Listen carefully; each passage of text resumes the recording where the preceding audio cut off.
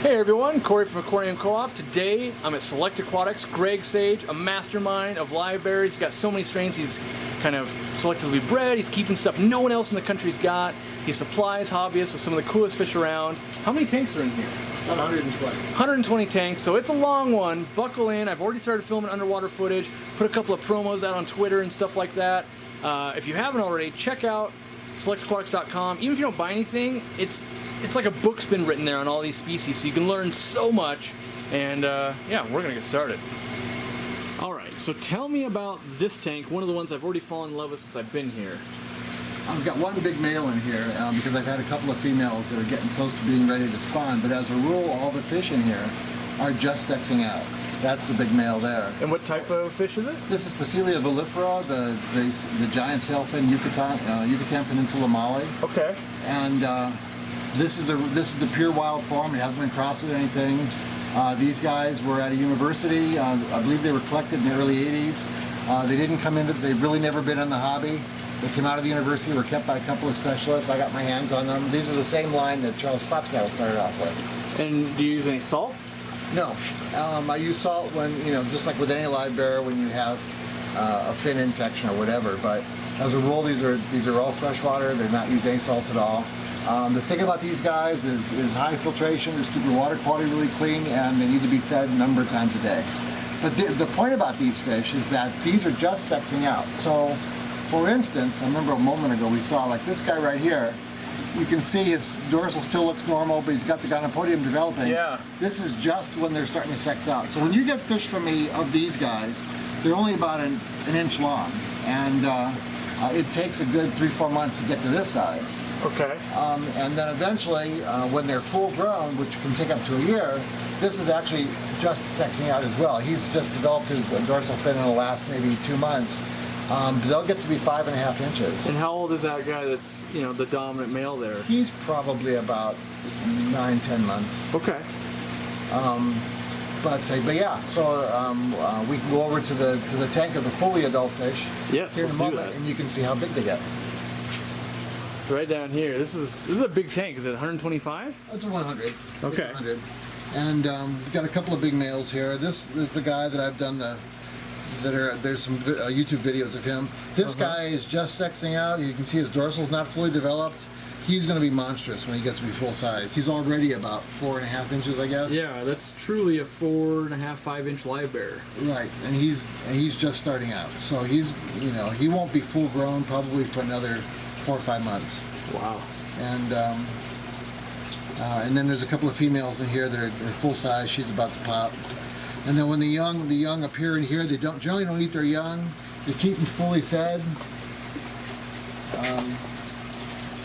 And I go into this tank then about every 3rd or 4th day, and I pull out 10 or 15 fry, put them up in here, and so you were telling me last night they're freak because they essentially come out this size though, right? They're not that much smaller than that when they come out. Yeah. Which that blew my mind. Which I was surprised at too, because this is a fish I expected there to be 40, 50 in a batch. But they're not. I rarely see more than 20 in a batch, and they're pretty good sized. I mean, the smallest ones in there were born just yesterday, so... Yeah, so that's a pretty good sized fish for being born yesterday, because I saw them in here yesterday, and I asked how old they were, and you said they were born today. Yeah, there's probably not a fish in there that's older than 3 days old. Wow. So they grow pretty quickly. And I noticed you got like lots of shrimp and stuff in here too. I have those neocardina shrimp. I got a hold of them, gosh, it was about 2003 or 2004 I got my first ones. And it was funny, I had a guy who just got them, paid $10 a piece for them, had a 30 tall setup, and he's got the plants, and he's like, oh look over there's one of them there, if you look real closely. Well, I've gotten them and they've reverted back to the normal form, and now there's thousands of them, and I actually literally do throw them out by the pound. But I have now some cichlids here, and I feed them to them. And, there you go. But the thing about the shrimp, they're great. They don't eat fry. They keep the tank clean. They eat algae, but they can get out of hand if you don't keep the numbers down. Yeah. But I sell a lot of shrimp. A lot of people call me and say, I really want those shrimp, and so I ship them off to them.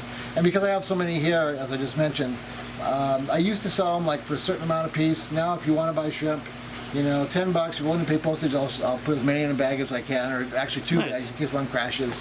And then that way you've got a good starter group to start off with. Nice. There you But go. I started off with 5 shrimp, like I say, in 2003, 2004, and now they're throughout the room. But I don't use cories, I don't use any catfishes. So yeah. Now these guys, what people ask is how often do they show off? They'll often show off after a water change or after a feeding. Right now I've just got the 2 big males. He's the dominant guy. He's about to lose his dominance to this guy. Yeah. But, so he doesn't have any need to show off. He shows off as much for the other males as he does for the females. Mm-hmm. And so if you put 3 or 4 males in a tank with a bunch of females, you're going to get displays far more frequently. And as a rule, you'll probably see displays 3 or 4 times a day at least. And as you can see on the YouTube video with this guy, when he displays, his dorsal comes all the way forward. Yeah. It's pretty nuts. Hang on just a second. See, what you need is this. So we can get some of the color. There he is. There you go. We can probably put a link to that video where he's displaying in this video. Like I can have it pop up so people can watch it. Sure. I believe it's Select Aquatics People Live for Displaying is the name of the video. Yeah. But yeah, that turquoise marking is just great. Uh-huh. And like I said, I can't wait to see how big he's going to end up getting. And there's 2 other young males in here. I've got them in here because they'll grow out to their biggest size in this tank. But yeah, at this point, you really can't tell much about them. You can't tell that they're males. Mm-hmm. One of them is this guy back here. And he hasn't even begun to develop a gonopodium yet. All right, so what do you got? Well, the biggest, nicest males is here, and then over to the other side. Sure, whichever you think. But this guy here gives me an idea. He's about 6-7 inches. When he displays, his tail's real broad and real high. And what is he? Green dragon. This is my green dragon plecos. Now the kicker about these guys is this is a female. When I first got this line, I'm now in generation 6. The female finnage was like a normal, almost like a short fin, and the males had the long finnage. Yeah. And so I've been breeding for more extensive finnage, and this is the most outrageous female that I've had yet. So I've been watching her, and as soon as she was big enough to breed, I stuck her in here with one of my nicest males. But you can see the pectoral fins on her are almost 2.5 inches long. Very, very pretty fish. This guy is sticking out his tail. I'll get an idea of what we're looking at. Mm-hmm. And then these caves, a lot of attention went into these caves because I found they just wouldn't breed with any of the commercial caves. Okay. Part of the reason is with these plecos, if they can't see the back of the cave, they won't go into it. Huh. Which is the funniest thing. So the color inside has to be light enough they can see the back. So they'll take over ownership of it and all of that. But I've had a number of commercial caves here that I bought from various places. And their fins are so big. Yeah, their fins are pretty outrageous. Like they probably need that extra room. And another thing too is that when they get in there and they roll around, lay eggs and all that, they'll tend to tear up their fins. Oh. So an effort's made on the inside of these cages to keep them as smooth as possible so they don't do that. Now, as the line purifies, like I say, I'm into generation 6. I've always got albinos, and now I'm getting fewer and fewer. So now I've got to start breeding albinos myself if I'm going to continue to offer albinos. Mm-hmm. So this is a male here that I've got. Female's back in the back corner. But gives you an idea what these guys look like when they're... And what do you feed all your plecos typically? Green. They eat a lot of green beans. You can see some green beans in there now right out of the can. And some type of a higher protein cichlid pellet. Okay. Or a higher protein dry food. But they have to have both. And how often are you water changing on this tank? This tank gets, because it's on an automatic water system, so all my tanks, you can see how heavily stocked a lot of them are. They get 15% a day with the automatic system. Okay. And some tanks, like these breeder tanks, are also run on a central sump so that I can be guaranteed that my water quality stays consistent. And what's the library that's in here?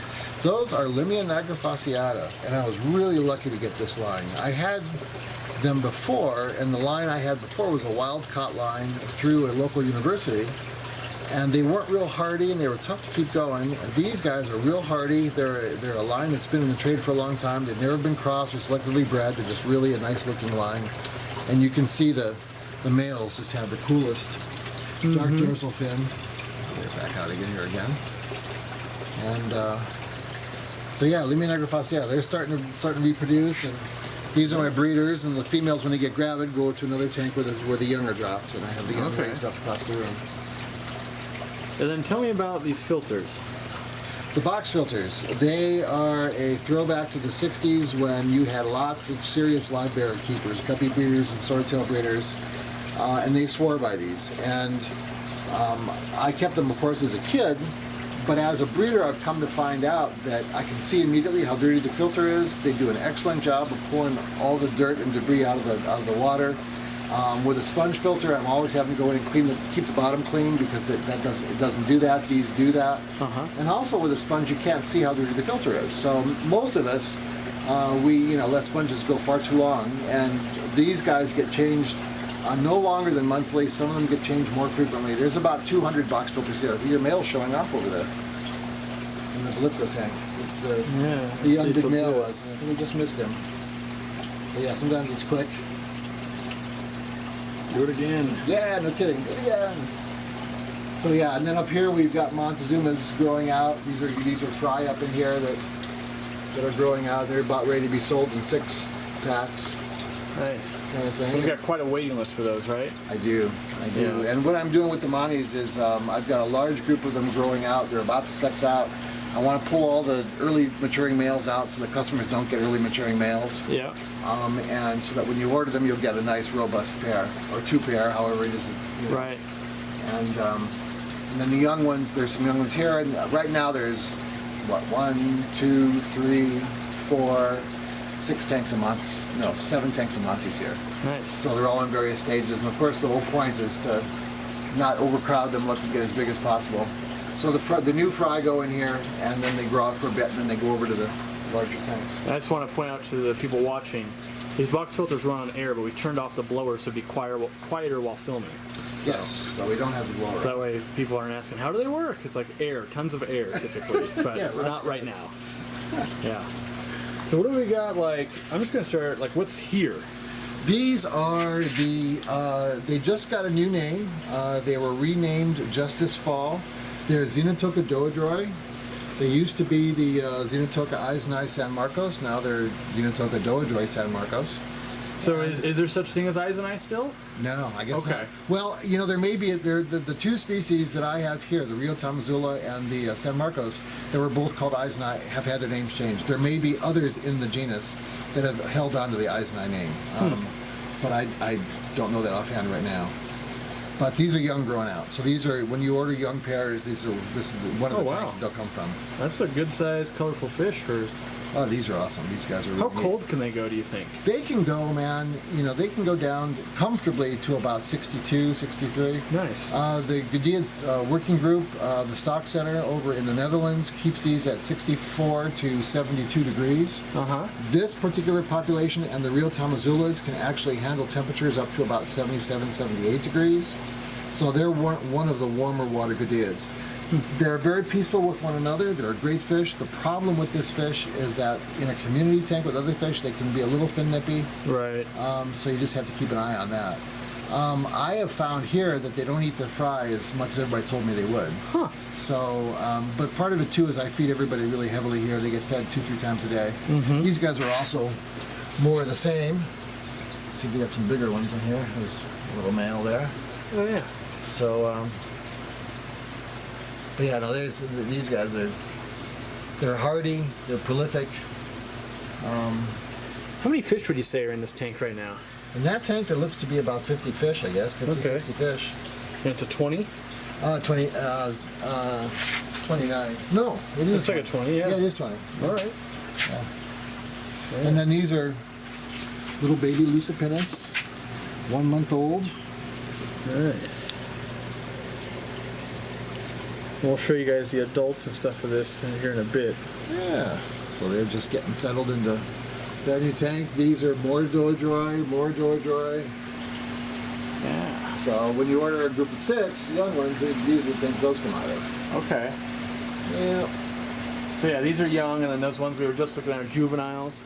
Yeah. Is that what they? Yeah. Okay. Yeah, already fully sexed, and they'll breed within within a month or 2 once you get There's them. more Lucipinus in here, I think, right? There's just a couple.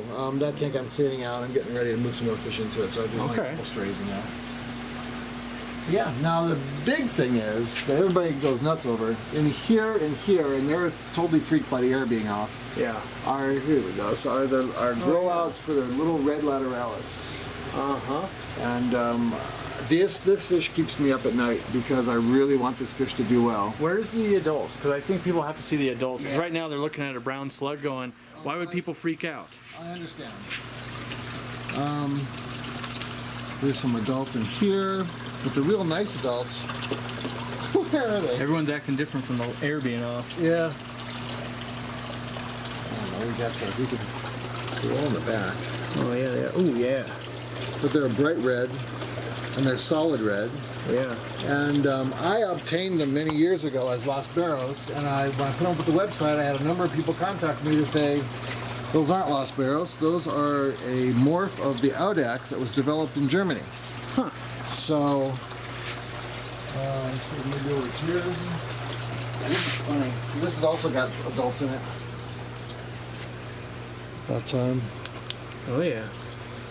They'll go running, but yeah. yeah, I'll go running is right.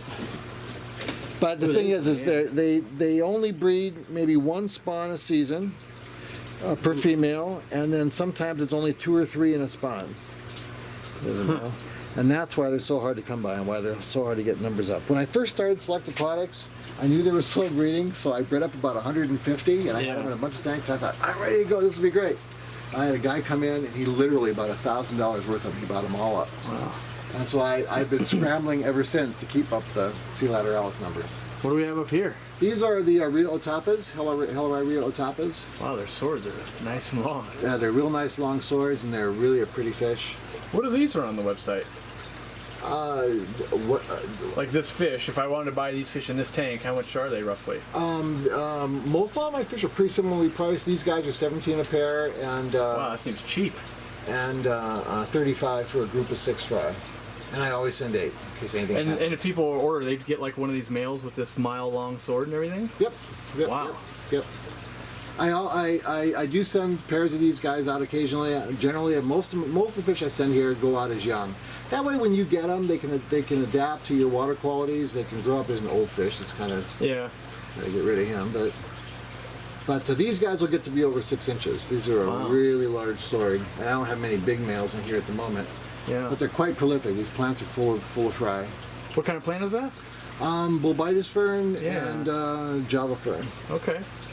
And do you sell the bulbitis on the website? I do when it's available. You know, it's really hard to keep in stock because everybody wants it, and it's amazing. Yeah. Right, everybody wants it, but I do ship them out occasionally. So when people ask if I can spare it, I usually do, and I always send a big generous bag for $15. I probably spend more than I should. You know, I send more than I should, and well, you're probably gonna get slammed with orders for that because everyone's always asking for this plant. I'm like, I can't make it fast enough. Yeah, exactly. I mean, these are my big groups, but there's been times when you let it grow out, and I've had bulbitis fern that's been 3 and 4 feet across. This tank used to have a bulbitis fern like this that was filled the whole way through.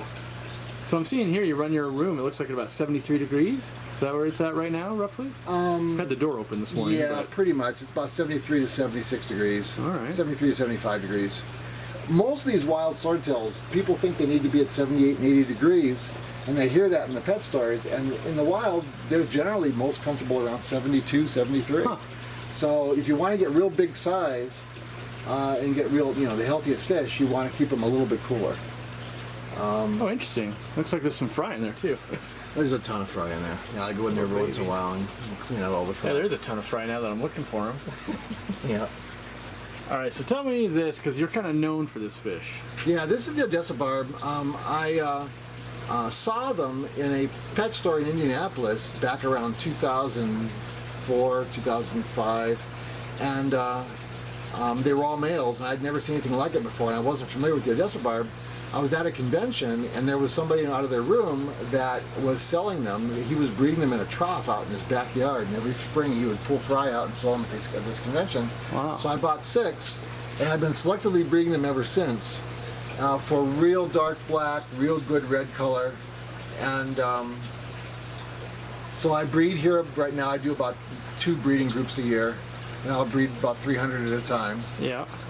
The issue with these is that they take like 8 months to color up, and then only the males develop the red stripe. Right. So. So is this down below? Is this grow out or what's this? These are grow out. There's mostly females in there, but there's some males in there. But the stores tell me that they can't get this line anymore. Right. The reason is because the breeders want too much for them, which makes perfect sense. And because they take forever to color up, and you have to throw 50% of them away. So now what you end up with in the stores is a line where they can sell the males and the females, and they don't really have much red in them. And that way you can get them all sold. So when I talk Odessa barbs, people say, "Oh, that's, it's a nice little barb. It's got some color to it, but it's nothing like these guys." Yeah. And right now my numbers are low. They're running down. So I'm getting ready to do a batch. When I do a batch, it's all gone into at the website. You have to have a month where you're home the entire month, where you can feed them 3 times a day and do 50% all the raising of the fry is that way. Right. Yeah. So actually, I was waiting until after your visit. Yeah. And I'm going to do the next batch of these guys. So just for viewers at home, I find it hilarious. This is low because you've got these 2 tanks, but then I think right behind us, we've got more growing out. Yeah, and then there's another one over there. Yeah, there's literally so many fish. So when Greg Sage says he's low, he might be low like, I'm down to 500 or 600. Right.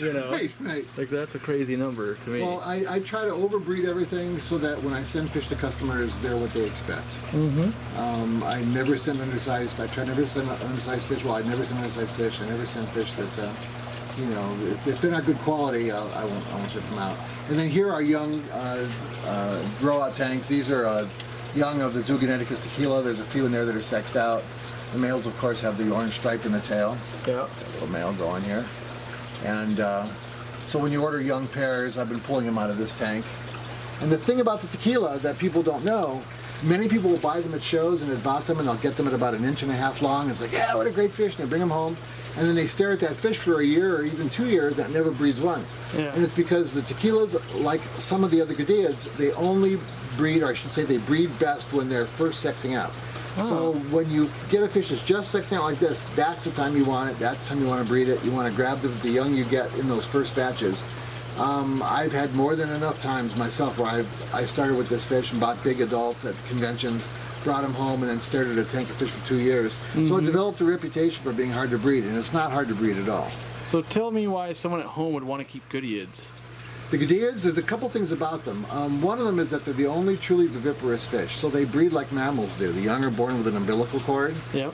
And so the young are really large. They don't get eaten and predated on as much. They have internal fertilization, and the spawns, because they're larger, are much smaller. Generally, you won't see a Gadiid producing more than maybe 15 to 19 young. Right. And most of these, usually crank out about 6 or 8. Like I say, with the crocodons, 2, 3, 5, 6 is all you ever see. And are all Gadiids endangered or extinct at this point, or? There's one that's extinct. There's that's gone, perfectly gone, Gornerai. And there are 2 others, the Zoogoneticus tequila that we're looking at, and Spliffia francesi, that are considered extinct in the wild, although Amica splendens is getting added to that. In the last couple of years, through John Lyons, there's talk about small populations having been found in 2 locations of the tequilas and the Amica splendens, but there's not a lot of hope held out that they're going to last for more than maybe 2 And the other years. Species, are they all endangered, or? No, there's 45 or 46 species in the genus, and I think that there are all of them, but I think 4 or 5 are either endangered or threatened. Okay. And of those 4 or 5, one of them is here. The Elidon furcidens is actually one that's not threatened or endangered, and we have them here as well. Now here, this is like my favorite, by the way. Oh yeah, they're great. And this is a fish that was just recently discovered in 2012. This is Crocodon lateralis Plentipino suarez, and these are young growing out. So these are males that are just getting their color up. And this is a tank of just sexing out young. If you get a young pair, they might come out of here. And this is full of new young. These guys are within just a week or 2 old. And so what I do with these guys, when the female gets real gravid in my breeder tank, the females come over here, they drop their fry in these tanks with other older fry that are already in there. Okay. Then I pull the female out and then raise the fry up. The fry that are in there are too small to be interested in eating the newborn fry, but they're too big for the female to be interested in picking on them. Okay. So it's a great situation for breeding a lot of the live bears here. that are very hard to breed, because they eat their fry or whatever. I just take big female, put it in a tank like this, let her drop her fry, let the fry grow up for about a week, 2 weeks, and then I can put as many as 4 other females in there, and the initial fry serves the other fish so that the new fry don't get eaten. Yeah. And that's how the tequilas have been bred here for 7 years, and that's how I do most of the fish here. Let's go look at the trout goodiad next. Sure. Because Elite Firstidens, as he was calling it. Because that's, if you're going to fall in love with a goodiad, I think it's this fish. That's what I fell in love with first, so. Oh yeah, no, I used to have them in a 55 that you saw when you first entered the room, and it was the fish everybody commented on. They had all this stuff, and they'd all drawn to the Firstidens tank. What's going on with them? So, these are the Elite Firstidens. And I do selectively breed this line for a nice yellow belly and markings. Yeah. Now the kicker with this fish is that the females normally don't have any markings at all. The males have all this spotting. Oh. The original wild fish. When I started selecting for better markings, because they're called the trout goodiad, so I wanted to develop a goodiad that looked a little more like trout, like the name. So this is a male here. Well, as the males' color intensified and got better and more frequent, females started showing up with color that didn't exist before. Huh. Now, after, about 8 years of selective breeding and keeping them going, the females now are easily identifiable from the males because they develop a black stripe in their dorsal and anal fin that the males don't have, which doesn't exist in the wild population. And then they have either spots or no markings at all on their sides. Huh. So they're notorious for being difficult to sex when they're younger. But now you can sex them from when they first start coloring up because you can tell who the females are going to be. Yeah. And which is kind of a hoot that you have these females now that actually are attractive fish, but none of that color existed in the original wild fish, and just happened there's another female. Mm-hmm. It just came about as they were selectively bred. Nice. Yeah, and they're prolific, they're hardy, they're also goodiad. And they're one of the few that's not endangered in the wild. People have seen this in my fish room because I keep this, and I got them from you, obviously, and people always want to know, and this is where I got them. I'm here at the source, so. Yep. I tell you guys right now, buy them. Like, you're never going to be able to find quality like this because you just developed it. And so, if you like this fish, this is the best place you can get them. These are my best ones. These are the ones that will be the future generation. With the future of the line, and. Yeah, so there's quite a few tanks of Goyolians here. Good. Generally, when you see any fish here, you're going to see about 4 tanks of them. So that way I always have them in stock. And then, every once in a while, things do happen here just like happen anywhere else. Here's the adult tequilas, by the way. And if I lose a tank of fish, then I don't lose the line. These are a little bit older, and these are where I grab my gravid females to go over to that other tank to drop their fry. And I think, the average person doesn't realize how good you are at keeping fish, because how many swordtails are in this tank? There's so many fish in so many of these tanks. Yeah, there's about 50 of them. But it's the water changes, it's the feeding, and it's the fact that there's no substrate. The substrate is minimal. Yeah. You have to keep it. It's all a balance. It's all a straight balance between what you put in the tank and what comes out of the tank. And you have to make sure that you take more out of the tank than you put into it. And then your water quality stays good. You definitely spend, what do you say, 4 or 6 hours a day in here, touching the fish? I get up in the mornings and I answer emails every morning, which usually takes me 3 to 4 hours. I always write everybody long, involved emails that they probably aren't interested in reading. I think people are shocked when they get how much information come back because they're used to one-liners. Right. No, I make sure that everybody gets the information they need. And for me, it's really kind of sad, but it's my whole social life. So I sit at the computer and I write everybody back. And then I come down here. I'm usually down here by 9 or 10, and then I work here until I've never done before 4. Okay. So it gives you an idea. Now, in this tank, this is an example of what I don't want to go out to customers. These are the Hillary Rio tapas. Great fish, as you saw in that big tank. Yeah. The color's there. But you can see how small these males are. Yeah. And this line, as well as some of the others, will throw out early maturing males. Those are early maturing males. So what you do is you go in, you take those out, you toss them, and then the bigger males will eventually grow out and present themselves. Okay. But right now, we don't know who those are going to be. So probably within the next 2 or 3 days, I'm going to go into this tank, take all the early maturing males out. You don't want them to breed.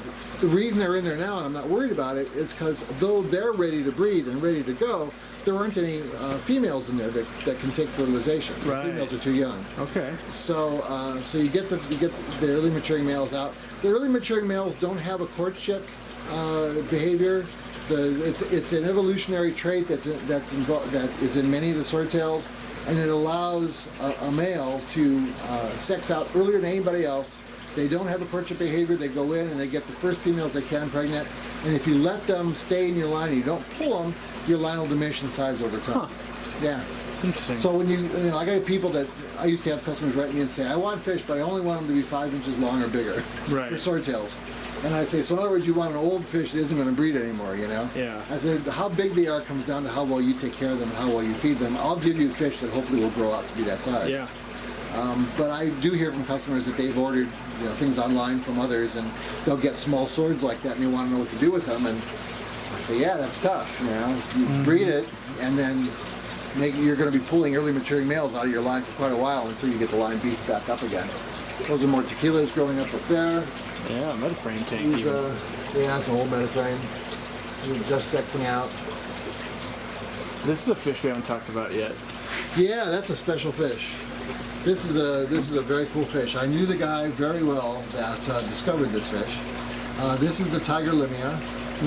I've been the one involved with getting it named, and it's being done by Pablo Weaver in California at Pomona University in conjunction with Marcos Rodriguez down in the Dominican Republic. And so the paper's been written and the morphological data is being pulled together.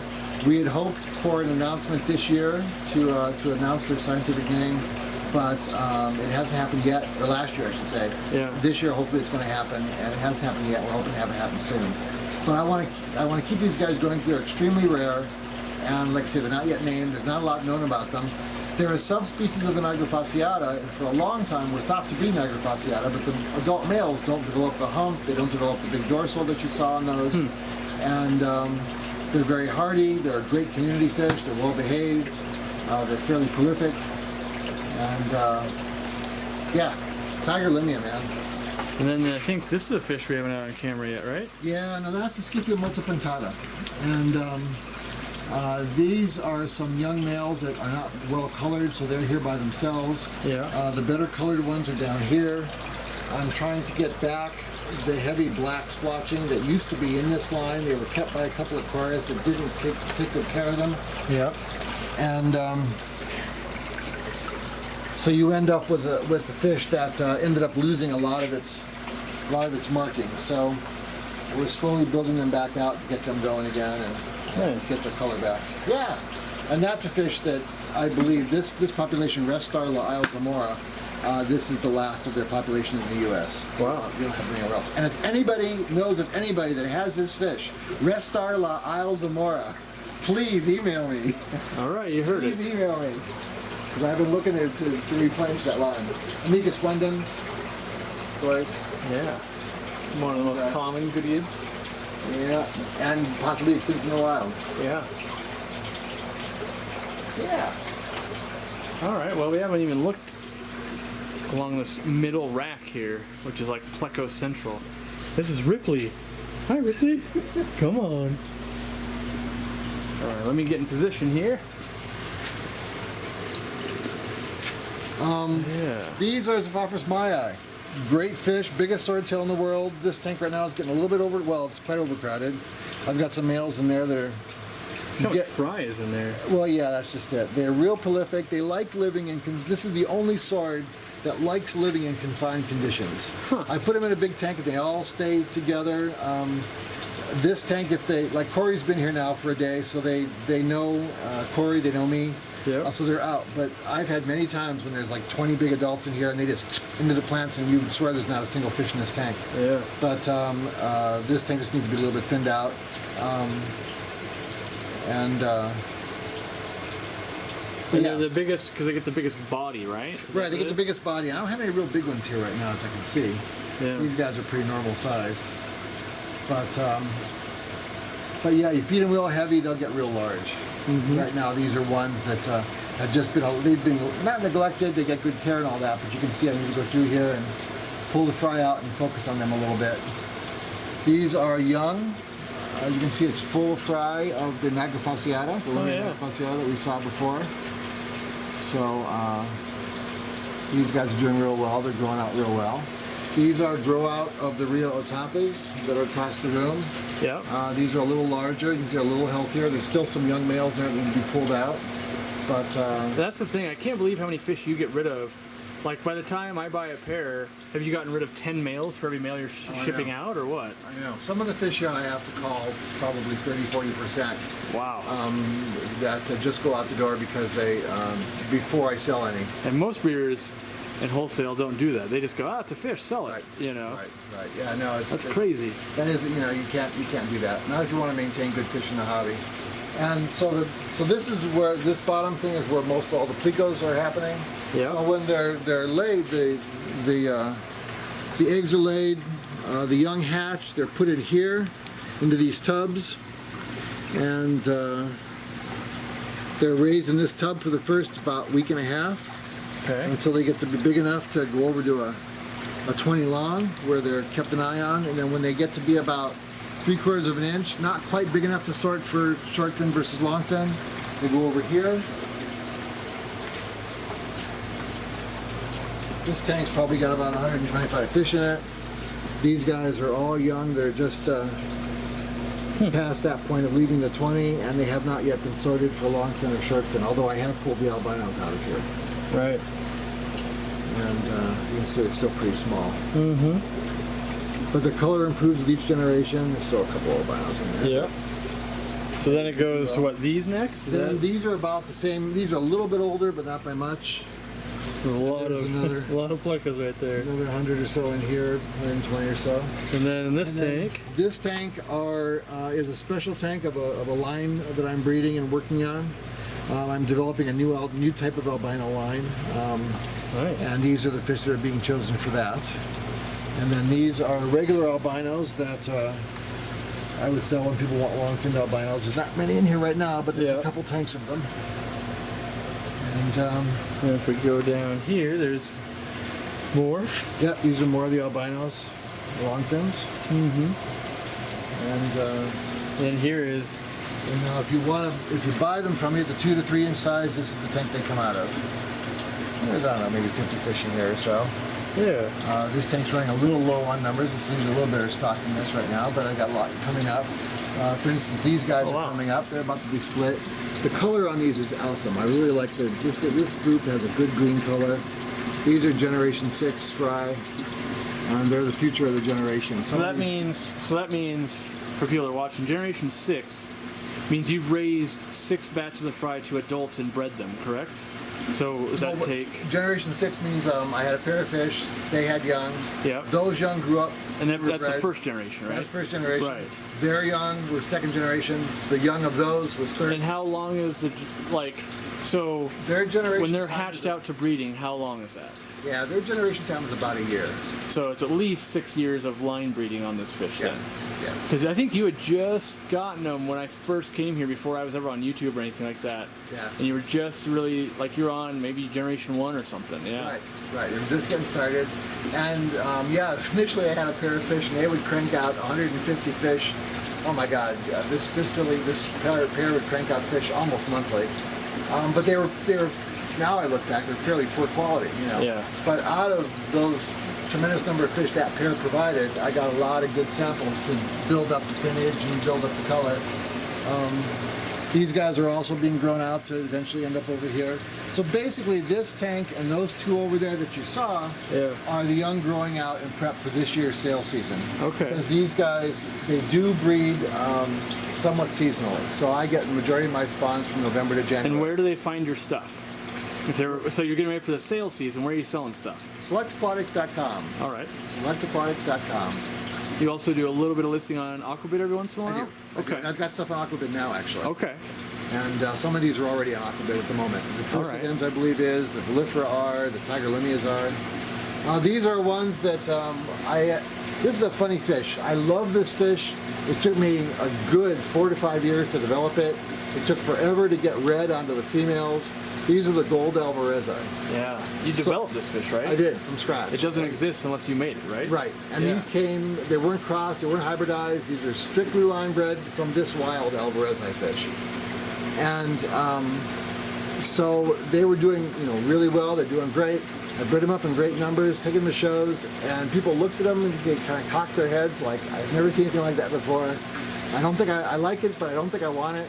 So I couldn't sell it. So the numbers on them kind of declined, and then the select price got better known, and a few people discovered these, and they're like, oh my God, I got to have that fish. Yeah. And I'm like, well, I don't have as many as I used to. So now I am in the process of doing some restructuring. Some species are going to get cut back, some are going to be built up. I want to focus more on those red lateralis, on these guys, on the plecos, on the villifera. And so you can see I've got quite a few young and some adults here on a good start to get them going again.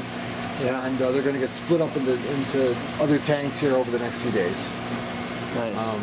I might have to get on the wait list for some of those. I kind of really want to. Cool. I want to play with them, kind of outside. I want to do 6 months outside, maybe bring them back inside. They're a great fish. I mean, I had an albino here for a while, and I just couldn't get them to breed true because the albino males didn't turn out. They turned out all red like that, but only about 1 out of every 5 males. With these guys, it's more consistent. The big males develop that all orange color. Yeah. So Montezuma grew out here. Montezuma, yes. So now this is exactly what I was just talking about with the Rio Tapas. They're just now sexing out. I don't have females that really are ready to breed, but the early maturing males have expressed themselves. So you have little males like this. Yeah. And so I expect to have this happen over the next 2 weeks. I'm going to go through this tank and this one over here, which is the same number of fish. Yeah. Pull out all the early maturing males. And then what will happen is you'll end up with males then that will start being the good full-size males. And there's some here that are going to be... Yeah, because their sword's not that long yet, and so they're growing into it still. Right. So, here's an example of a perfect early maturing male right there. Oops. Oh, yeah, so his sword is tiny, but his body is big, so by the time he's done growing his body and his sword's long, he'll be a big fish. Well, and the thing is when you are raising these swords, you want to breed the males that take forever to sex out.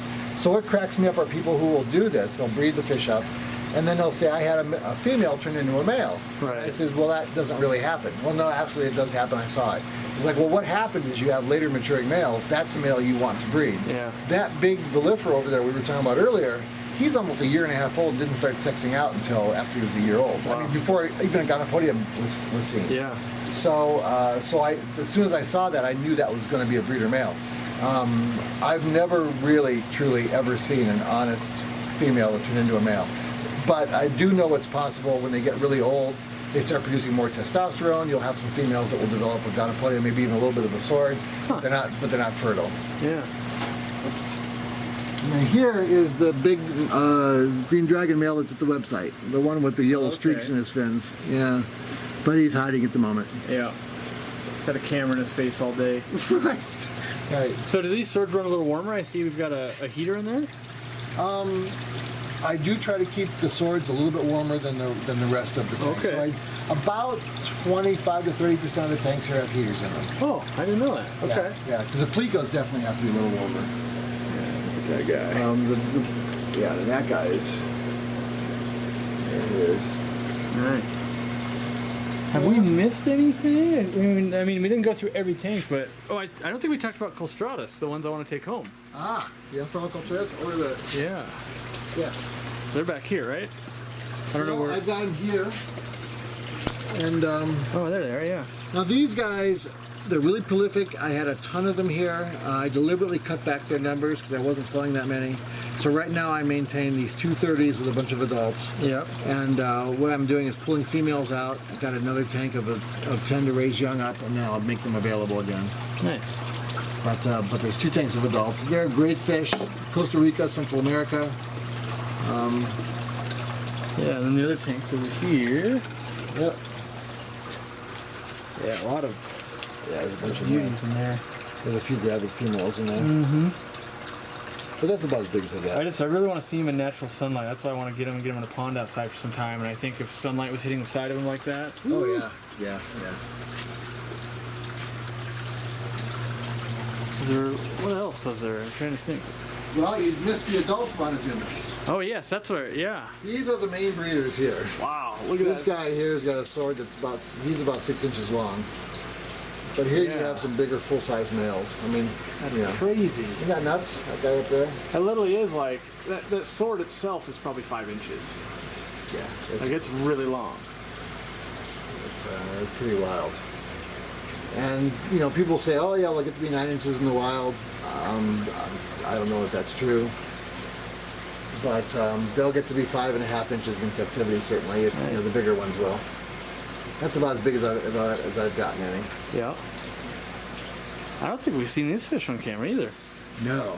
This is also a special fish. These are the Lateralis Plentipino Suarez I was just talking about. But they produce, a number of them are this really cool red.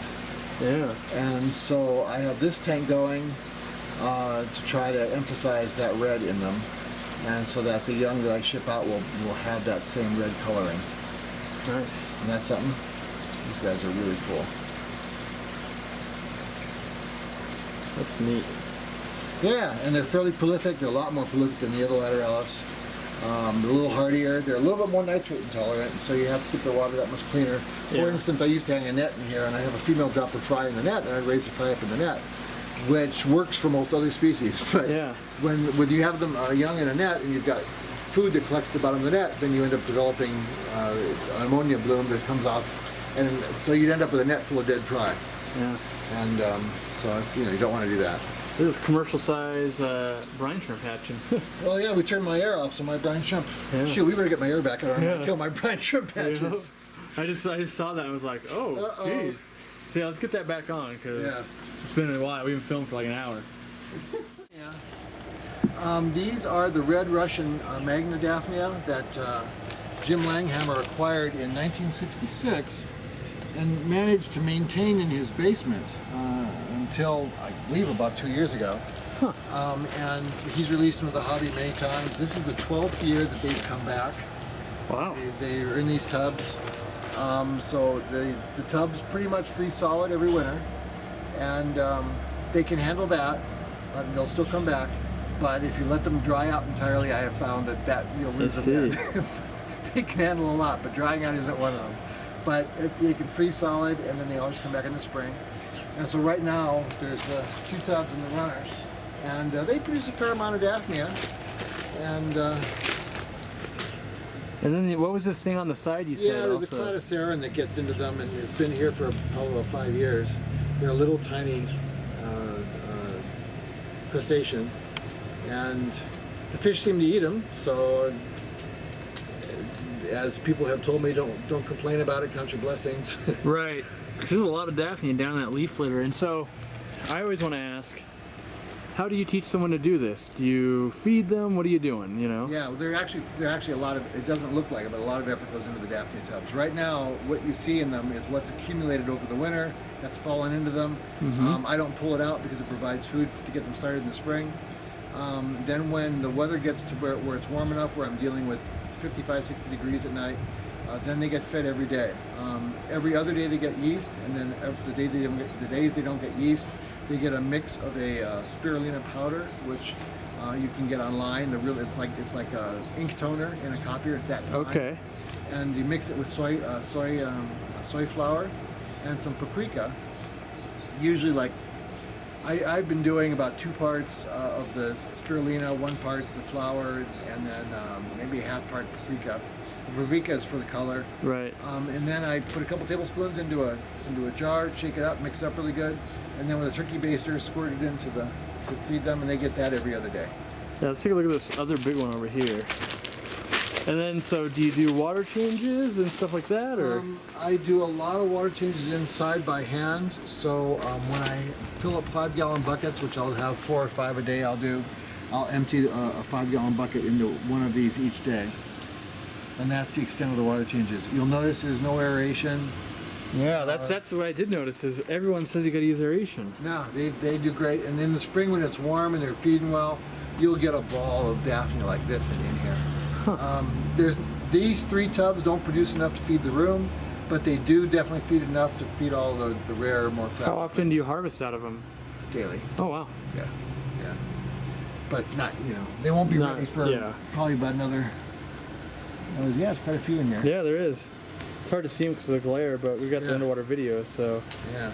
I'm trying to convince Greg to sell these online, so maybe one day he'll put them online. You guys can just order straight from him. I would love to do that, and I'm trying to find a cheap way to do it. Because the last thing I want to do is take a big bag and put it, in a box, and then charge somebody $30 or $40 to ship it overnight. There's got to be a simpler way to do it that's less expensive, and so I'm working on that. Yeah.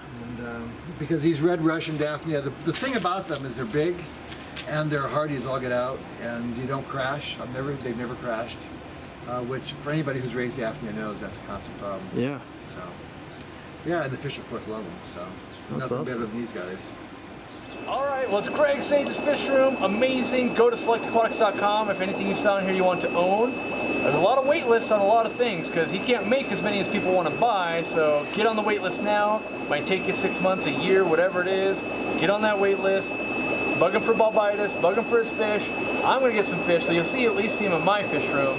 But yeah, what's the latest thing coming to Select Aquatics? What's your next thing, you think? You got anything on the pipeline? I'm hoping to have those red laterellas out in the next, probably by this summer and the end of the summer. But yeah, it's like, so right now I'm at a big point of really focusing on a few species. The Montezumas, I have been gradually sending them out to waitlist customers. For those of you who are sitting and waiting to hear from me, hopefully you'll hear from me in the next couple months, and we can get these out to you. So that may be the next big thing. Because I've got a lot of monies here, and they'll start getting shipped out soon.